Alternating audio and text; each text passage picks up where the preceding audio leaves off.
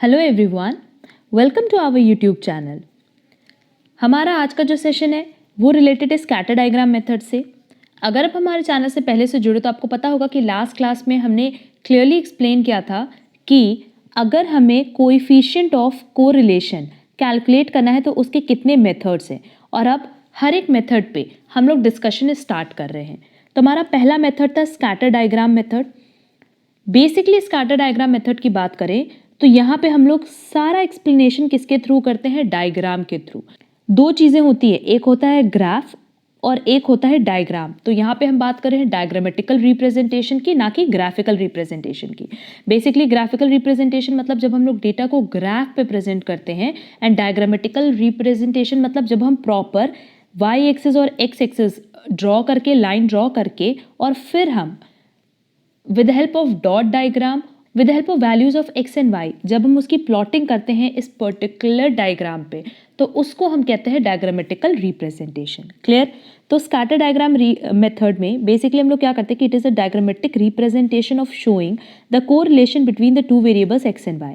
हमारे पास एक्स और वाई की वैल्यूज दी रहेंगी। लेट्स से एक्स की वैल्यू 4 है और वाई की वैल्यू 1 है। एक्स की वैल्यू 1 है, वाई की वैल्यू 4 है। तो अब इस केस में हम लोग क्या करेंगे, एक्स एक्सिस और वाई एक्सिस लाइंस ड्रॉ करेंगे स्केल से, एंड आफ्टर दैट ये हो गया 1 2 3 4, अगेन वाई एक्सिस पे 1 2 3 4।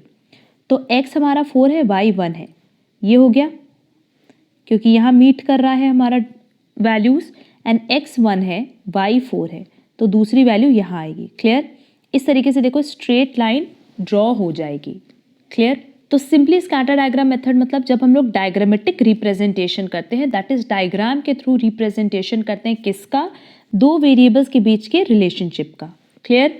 It is a diagrammatic representation of showing the correlation between the two variables X and Y. मतलब सिंपली अगर हमें इन दोनों के बीच का, दो वेरिएबल्स के बीच का रिलेशनशिप जानना है तो हम लोग किसकी हेल्प लेते हैं? कोरिलेशन की। और यहाँ हम लोग क्या करेंगे, उसी चीज़ को डायग्राम के थ्रू प्रेजेंट करेंगे।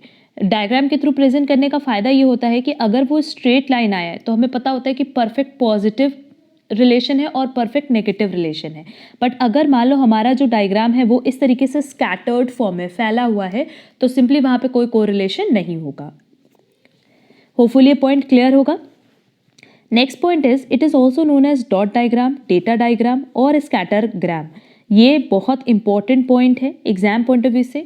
बेसिकली एमसीक्यूज में इसी तरह के क्वेश्चंस कवर करता है कि स्कैटर डायग्राम को या स्कैटर डायग्राम मेथड को हम और किस नाम से जानते हैं। तो तीन नाम से जानते हैं। First is dot diagram, second is datagram, and third is scattergram. Next point, it is one of the simplest method, no doubt, क्योंकि यहाँ पे हमें कोई भी मैथमेटिकल कैलकुलेशन नहीं करना है।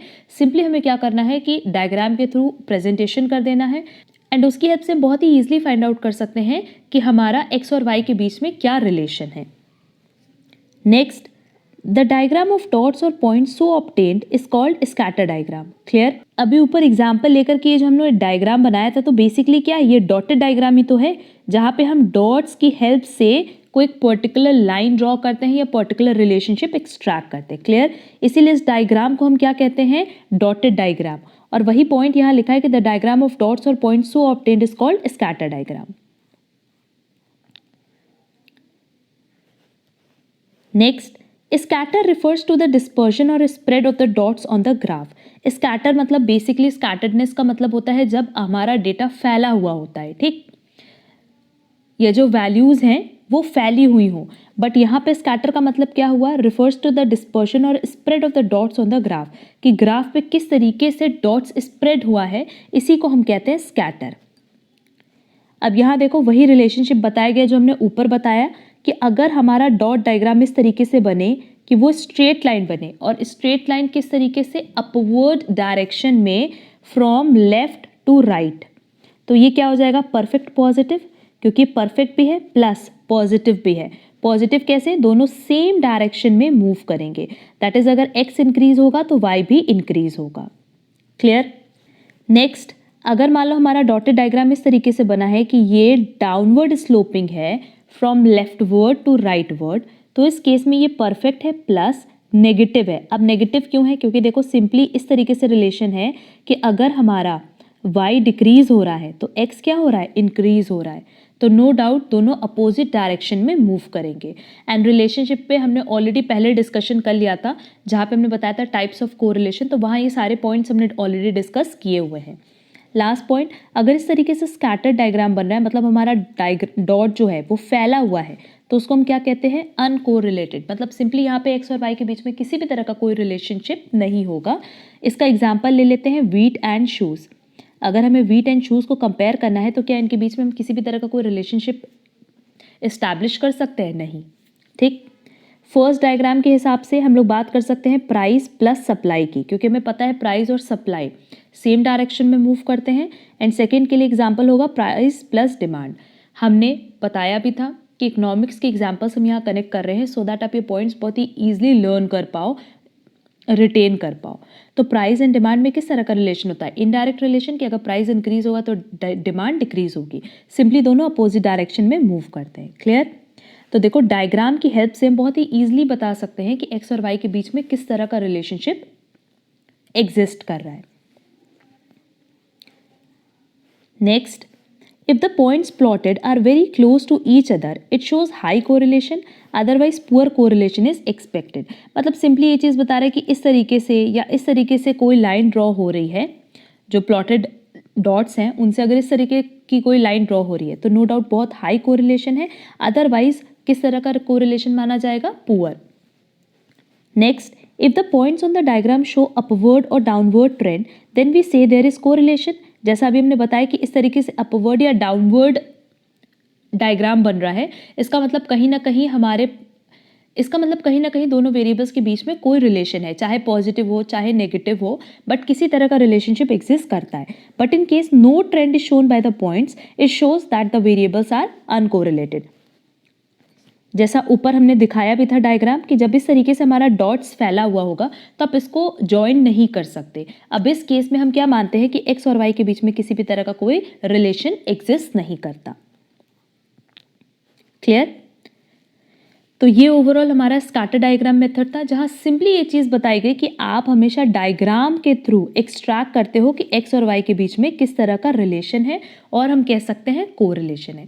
यहाँ किसी भी तरह की कोई मैथमेटिकल एप्लीकेशन नहीं होगी, मैथमेटिकल कैलकुलेशन नहीं होगी, जो होगा सब इसी डायग्राम के थ्रू कैलकुलेट होगा। एंड यहाँ पे हमने बताया कि हम डायग्राम की हेल्प लेते हैं, ना कि ग्राफ की, क्योंकि ग्राफ की जब हेल्प लेते हैं ना तो वो ग्राफिकल मेथड अलग होता है। क्लियर? उम्मीद करते हैं ये मेथड सबको प्रॉपर्ली समझ आया होगा। स्टिल अगर इस पॉइंट में कोई भी डाउट हो तो आप कमेंट सेक्शन में कमेंट कर सकते हो। साथ ही साथ हमने टेलीग्राम की लिंक भी दी है, जहाँ आप हमसे डायरेक्टली क्वेश्चंस पूछ सकते हो। हमने टेलीग्राम पे एक चैनल बनाया हुआ है स्टैटिस्टिक्स से रिलेटेड, जहाँ नोट्स की पीडीएफ्स हम अपलोड कर देते हैं सो दैट आपको कहीं पे भी कोई नोटिंग ना करनी पड़े। पीडीएफ डाउनलोड करने के लिए लिंक आपको डिस्क्रिप्शन बॉक्स में दी गई है। आप टेलीग्राम चैनल ज़रूर ज्वाइन कर लेना सो दैट आपको सारी अपडेट्स, सारे नोट्स टाइमली मिल पाए। इस पर्टिकुलर टॉपिक से रिलेटेड हमारे पास कोई न्यूमेरिकल क्वेश्चन नहीं है। सिंपली इस एक पर्टिकुलर टॉपिक से एग्जाम में एमसीक्यूज हमेशा थ्योरी पोर्शन पे ही कवर करते हैं। क्लियर? नेक्स्ट क्लास में हम लोग डिस्कस करेंगे अपना नेक्स्ट टॉपिक, जो कि है ग्राफिकल मेथड। अगर आप हमारे चैनल पर नए हो तो चैनल सब्सक्राइब ज़रूर कर देना सो दैट आपको आगे की क्लासेस की नोटिफिकेशन टाइमली मिल पाए। एंड अगर आपको आज की क्लास पसंद आई है तो वीडियो को लाइक, कमेंट और शेयर ज़रूर करना। हम लोग मिलेंगे हमारी नेक्स्ट क्लास में। आज के लिए बस इतना। Thank you so much.